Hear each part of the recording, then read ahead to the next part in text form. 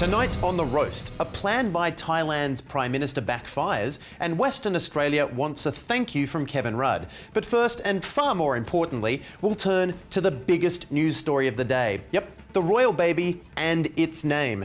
Now this has all kinds of ramifications, so let's cross immediately to Jazz Twemlow live in London for his exclusive and comprehensive baby name coverage. Jazz, what's the name of the little prince? George. George? George. Thank you, Jazz.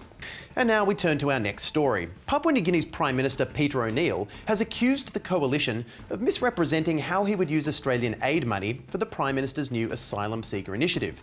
His comments came in response to Tony Abbott suggesting that the foreign aid money would not be spent responsibly and with accountability, adding, "It is wrong in principle for Australian taxpayers' money to be given to a foreign government as a free gift." That's right, a free gift, one that also comes with a complimentary having to deal with Australia's asylum seekers. See, it's this new monetary system that involves people doing a service for you in exchange for money, otherwise known as payment. But Tony Abbott, he's right to be cautious. I mean, after all, PNG's Prime Minister does only have a degree in accountancy, so we'd best not send him any financial aid because that would be irresponsible. Instead, we should just send him human people.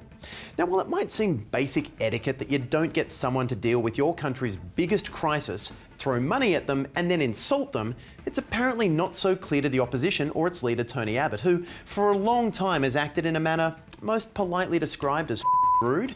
First, he stood next to a sign that likened our first female Prime Minister to one of the charmed. Then he smirked while that same female Prime Minister called him a misogynist, and now he has accused the democratically elected Prime Minister of a sovereign state of misusing money that the guy has not even received yet. That is far too far, and it is time he had an education in etiquette. And I suggest he attend, as I did, the Mark Lewis Humphreys Finishing School to learn, well, some much needed manners.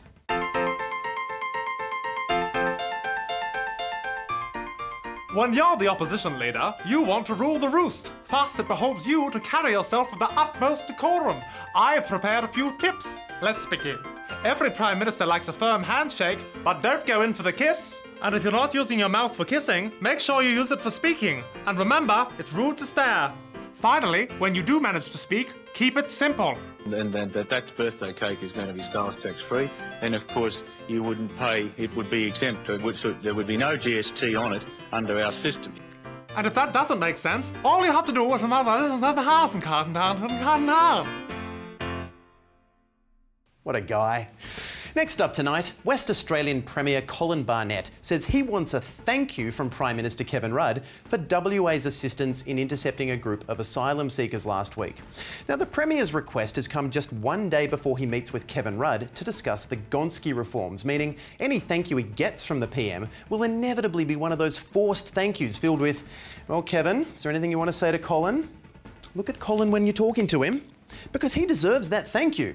Because according to WA agencies, helping with asylum seekers was not ideal, but we're happy to do that. And we're staying out of the politics, but we would also like some recognition, and that he's not critical, but we do a lot as a state to actually support the Commonwealth, and it gets ignored. And of course, there is no doubt that rescuing asylum seekers was deserving of praise. But you can't help but feel like Barnett's request for thanks might taint an otherwise selfless heroic act. Look out, villains! There's a new superhero on the block. Colin Barnett is passive-aggressive man. He's happy to protect our borders. It's not like he has anything better to do. He's not going to play political games. It's only his job. He's not even critical of the federal government. He was just saying that if it was Prime Minister Barnett, everyone would get a thank you because he's passive-aggressive man. So it seems like a few people might need to brush up on their political etiquette. Back to Mr. Mark Lewis Humphreys. When you're a Prime Minister, you're busy keeping the country on track, so it can be hard to keep your manners on track too. I've prepared a few tips. Let's begin. As a world leader, you're expected to be respectful and polite. There's a right way, and then there's a wrong way. This language. Did he kiss his mother with that mouth? I'd hope not. And if you're walking the nation's mother, keep your mitts off Her Majesty. I don't know where those hands have been, Mr. Keating. Finally, I'd like to remind you that when you are offered help by someone, remember to thank them. Whether it be for buying you a lunch, getting you mail, or assisting you to intercept a group of asylum seekers off the Western Australian coast despite the dangerous conditions, say thank you. And thank you for watching. Now, of course, if Kevin Rudd does say thanks to Colin Barnett, it could set a dangerous precedent for endless thank yous having to come from the Prime Minister's office for every single action. Dear Taronga let me just say thank you for not questioning my interfering with the naming of the Bilby enclosure. Got a zip? Ruddy.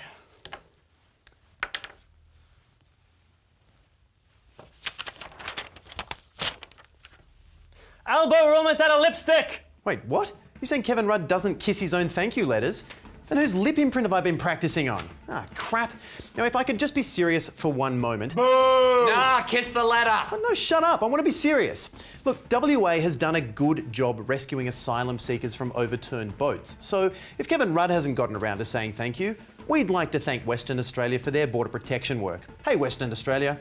Thanks. Now, moving on to our final... Whoa, Tom. If you're thanking WA, don't stop at border protection. Why not? Well, because there's all sorts of things that WA are responsible for that go unthanked. Really? Well, duh, Tom, the mining industry. Thank you for the money, WA. All right, let's send them something. Okay, thanks. Thanks, WA. All right, moving on to our final story. Whoa, thanking WA, are we? No, we just did that, actually. Cheers for Eskimo Joe! Oh, did I hear a postcard get made? No more. Kudos for former NBL basketball player Andrew Vlahoff. Andrew Vlahoff! All right, that's enough gratitude. Everyone bugger off. Thank you for your valued contribution. You're welcome. Wasn't so hard, was it? Well, turning to our final story, a risky policy move by Thailand's Prime Minister Yingluck Shinawatra has resulted in a potential economic crisis that just last year alone cost Thailand over $4 billion. Now, what's the cause of this crisis? It's rice. Really? Yes, rice. Really? Yes, Tom, too much rice. Right. So apparently what happened was, 2 years ago, Thailand's Prime Minister began buying up 18 million tonnes of her country's rice for as much as 50% above market rates. And then she reduced Thailand's exports and hoarded enough rice to meet half the world's annual supply in an attempt to drive up global prices. And have the prices gone up? They haven't, and much of the rice remains in storage, in danger of rotting.